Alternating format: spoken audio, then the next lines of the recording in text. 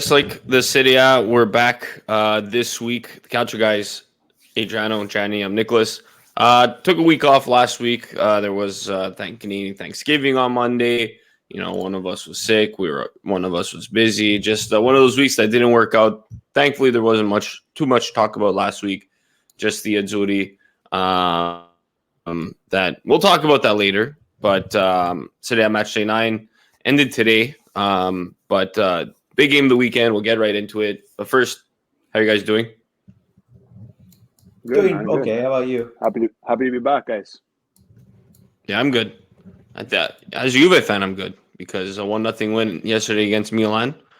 We'll get off right with that. Well, we'll go through all the Serie A games. Obviously, Napoli winning this weekend, Roma winning this weekend. So Gianni's in a good mood.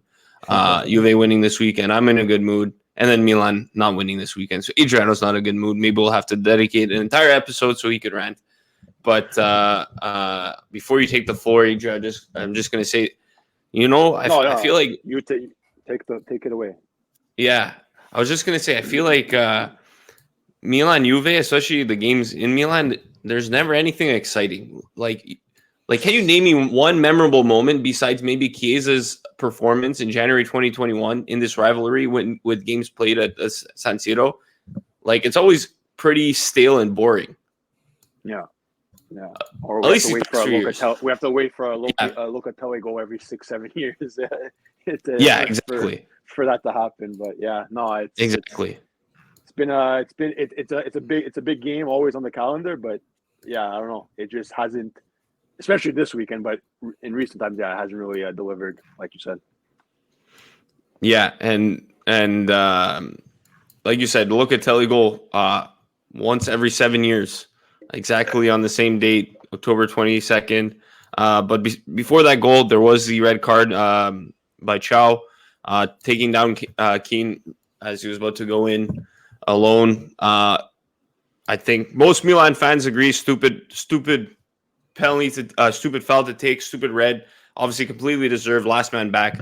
One thing I'll say is that, it didn't look like Keane had a clear break. It looked like he had kind of a heavy touch before he was taken down. So, I understand, sometimes the defender will say, oh, but he'd be in alone against the goalie. I basically saved a goal-scoring opportunity. I don't know how much of a goal-scoring opportunity there was here. But, obviously Juve will take it, play 10 men for what was it, 50 minutes? I forgot what minute exactly that happened. It was in the first half. But there was nothing convincing about the game, obviously. We had the Locatelli goal. It was deflected off. Who did it fight? Was it Tomori? Or was it Adley? No, I already forget. No, it wasn't cool. They came in after. Yeah, I think it was. Was it Tomori? It's a good question. I think, either Tomori, Kiera. I don't remember. And one thing I'll say also, great goaltending battle between Szczesny. He had a nice stop in the first half on Giroud. And then Juve was denied. It was Vlahovic right on the doorstep. He was denied. Obviously, Locatelli's goal is deflected. Not much he could do. And why am I drawing a blank on Milan's goalie? Not Sportiello. Mirante. Why was it drawing a blank? It's Monday. It's Monday night. Finish 8 hours of working. My brain went frozen for a second. I was gonna say Sportiello for some reason. Mirante had a nice save on Vlahovic. It was right on the doorstep. Vlahovic should have put it away. He should have had some air under it, but it was a good save regardless. He did a good job coming in as a third goalkeeper after, it was, geez, help me out here. I'm lost tonight, Adri. What's going on? After? The red card. Chow. Yeah, after the red card by Chow? No. What? Bro, we have a podcast to run. Milan's first goalie. Why am I drawing a blank again? Manyan. I was gonna say Miran. I was like, no, it's not Miran. It's like Mirante, but a French version. Oh, guys, I'm not. My brain is not on tonight. It's fried. Apparently, it's fried. This is what happens when Serie A doesn't play for 2 weeks. I forget everybody's name. Sure. Whoever's listening, you can laugh at me all you want. I am drawing the world's biggest blanks. Rip him in the comment, guys, please. I'm like Valvich. They're drawing blanks. Yeah. Oh, but seriously. Hey, you said it, not us. No, but he's right. He's not wrong. But seriously, at least I remembered his name. No, but seriously, like it was an okay game. Obviously, I'm more than happy with 3 points. Juve's 2 points behind Inter now, 1 point behind Milan. They do play Inter in about a month's time after the next international break. But they should have done better with 10 men. It easily could have finished 1-1. Yeah, no, listen, guys, this was a terrible game. I mean, on all fronts, from performances on the pitch. I mean, maybe I take some of that back. Some players did have like okay games, but it was pretty stale game, if you ask me. Obviously, even from the play on the field to coaching to officiating to just everything. Like, I mean, it just wasn't what you expect from a Milan Juve, in my opinion. Did any one of these teams really deserve the win? No, I don't think so. Like, I don't think Juve did anything more to really deserve the win. I don't think Milan did anything over the top to really deserve the win. In my eyes, this was probably a 0-0, 1-1 type of game. The red card, unfortunate. It is what it is. It's you want to say it's not a red card. It is a red card. Again, it's over with. It happened. Chao still obviously young in his career, and he's not to make excuses about it, but he has to be smarter than that, especially in big games against big opponents, and in the league where there's a title race at hand. And again, I don't want to hear Allegri continue to say Juve is not in the title race. They are for sure in there. They're, like Nick said, 2 points behind Inter, 1 point now behind Milan, so they're in the thick of things as well. But for Milan's sake, yeah, just overall terrible. I think probably, if anything, I mean, we had to depend on Mirante, and again, not many fans were probably optimistic going into the match. Obviously, the whole shenanigan with the red card by Magnan, getting suspended for this game. Then Sportiello goes down with injury. We have to depend on 40-year-old Mirante, and again, you know what? The goal wasn't his fault. The deflection, it's a BS goal to really let up, but again, it got deflected, and there's not really much more you could have done. I don't think any goalkeeper in the world is really saving that. And I think I don't even think it would have been a goal if it didn't get deflected. I don't know. We'll never know. But so I can't really fault Mirante all too much. But again, have to be better in the attacking third on Milan's part. But playing behind the 8 ball, and 10 men for more than half the game, it was never going to be easy. But again, I think they had opportunities to capitalize before that point. They had a bit of play even after, but once that red card happened, I think the whole game script kind of flipped. Taking out Pulisic, putting on Kalulu, these defensive, but at the same time trying to stabilize the game type of substitutions by Pioli. So again, just an unfortunate result, especially at home, because I don't think Juve really deserved it, and I don't think Milan deserved it, like I said earlier. So this should have been, in my eyes, a draw. If it was going to be 0-0, 1-1, I don't know. You can say whatever you want. But yeah, just overall for 2 top teams in this league, it's just a sour taste in fans' mouth. But again, leave it to Allegri to pull out the Cortomuso those just results, those 1-0 results. He's the master of that. And even though he was going bananas on the sidelines, like typical Mad Max fashion, taking off the jacket, kicking the sideboards, throwing his jacket. I mean, it's Mad Max in full effect. But yeah, man, it just, for Milan, again, put this behind us. It's a short turnaround, especially now with Champions League coming up this week, and Napoli on the weekend. So it's not going to get any easier. So I mean, it's a shame that we had to go into this match not fully fit. You always want to see these matchups, I think, in my eyes, and I think you talk to any of the fans, you always want to see best on best, because you kind of really get a grasp of what these 2 teams are really capable of. Like, not having a Chiesa, Vlahovic from the start for Juve, it would have been nice to see that a Teo in the game, Magnan in the game. Loftus-Cheek in the midfield as well. So I mean, it's just one of these things that it was an unfortunate, in terms of events for this matchup. But again, put it behind, move on.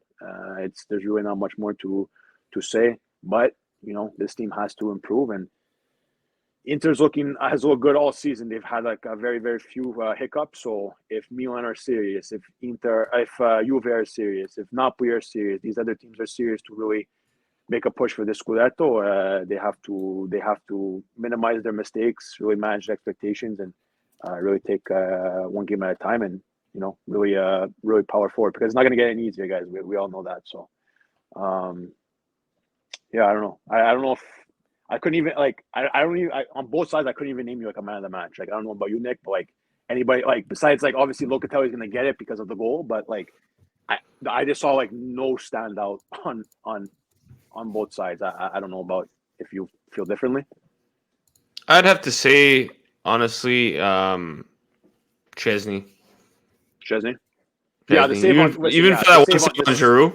It was huge, because that's a goal. Like if he doesn't save that, or if he's not, the soft hands in that moment, if he just parries that just to the side, I mean, we have a guy like Pulisic right there that could have probably put that in. So yeah, he came out big in that moment for sure. Yeah, exactly. Yeah, I'd say Chesney. That's fair. I want to ask more for the two of you. So moving on to the other Milan team, Inter won 3-0 this weekend against Torino. Goals from Thuram, Martinez, and Hakan on a penalty in the 95th minute. So they're 7-1-1, 22 points on top of the Serie A. I mean, are they the best team in Italy right now? We're not just looking at the numbers, but just in terms of just talent. Are they the best team? Jan, you haven't spoken today, so I'll let you go first. Yeah. Well, I got so lost in your conversation. Just repeat. So, which team is the best team in Italy? Is it Milan? Inter. The best team? Inter? I would say yes. If we're talking objectively, they're the team that has the most consistent. Well, besides Pioli and Allegri, like Allegri's had his faults, Pioli's had his faults, and Inzaghi's still been getting results. Whether he's getting a trophy or two every season with Inter. Despite getting players and losing players, he still manages to give them competitive results. Yeah, last year they didn't win the Scudetto, but they had a good run. This year they've been dominant. It's last year they made it to the Champions League final. It's not something to scoff at. No, it's I would say that in terms on paper and on field play, I'm definitely aiming more towards Inter as the best team in Italy. I find Juve still has holes in the midfield, especially now with the situations going on with them. Napoli's got terrible issues in the back line. This goes without saying the inconsistencies with coaching.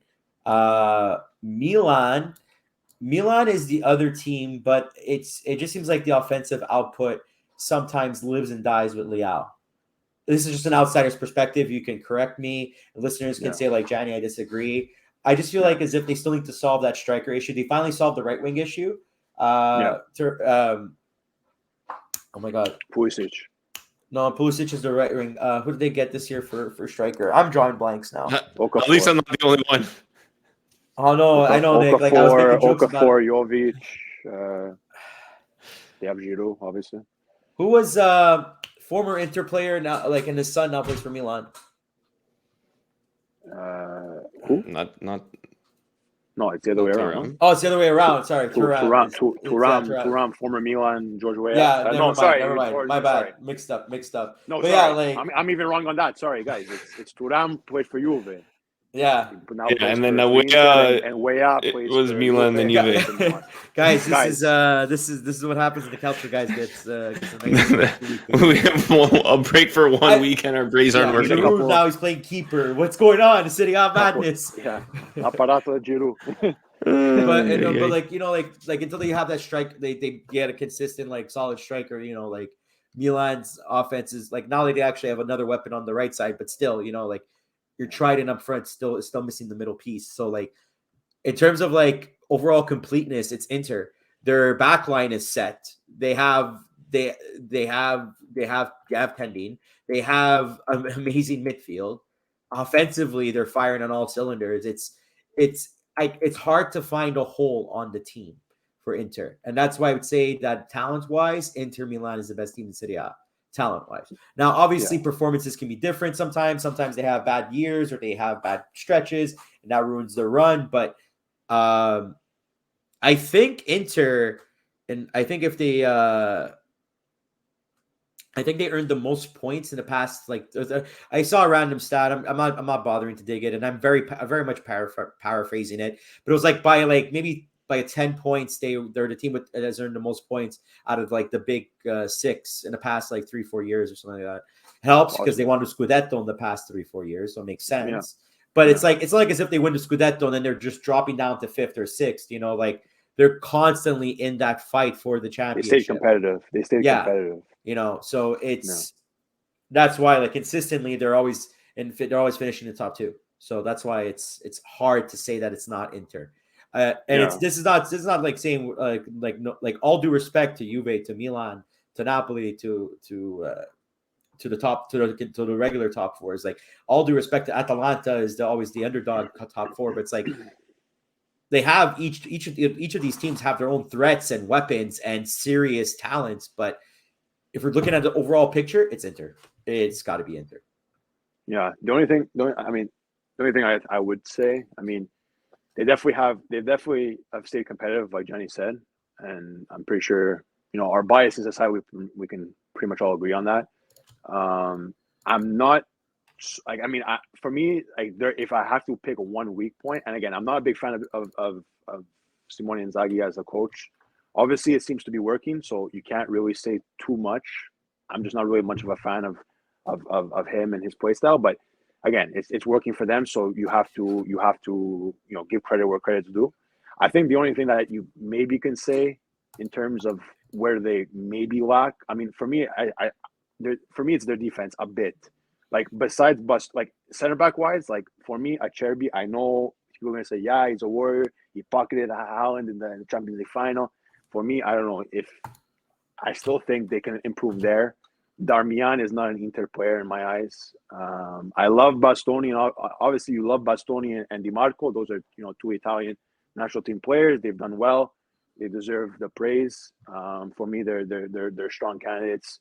In terms of the top defenders in our league, but Dumfries for me not consistent. They bring on a guy like De Vrij who's been there for like 75 years. Like I don't know. It's just for me, if I have to pick up one area that to criticize, and this is not me being a Milan fan just to have to pick at Inter whatever. No, that's where I see is if you want to pinpoint anywhere that could be lacking and maybe could be improved, I think would be there in my eyes. Inter fans could probably say otherwise. I don't know because they watch them week in, week out. But if I have to say, I would go that route because it's clear their midfield has done well, especially with the additions that they have added. A guy like Fratesi obviously doing really well in the last couple of these last couple of months. Obviously, Martinez, a top forward in this league. Adding Thuram has obviously been a positive impact for them. Yeah, man. And, they've stayed competitive, like we said, and they've lost players. They've gained players. They've lost coach. They've gained a coach. And they've kind of still been teetering on this top team, best team in Italy type of label. So, if you want to admit it or not, that's fine. But, yeah, I would say there are good teams in Italy. And I think, I'm going to sound biased saying this. I do think Milan's a good team, and I do think Napoli has good pieces. Obviously, Juve has some good pieces, and the Roman teams do as well. But as a collective, I think it's hard to say that they're not the best team just because of where they've been and where they are and what they've added.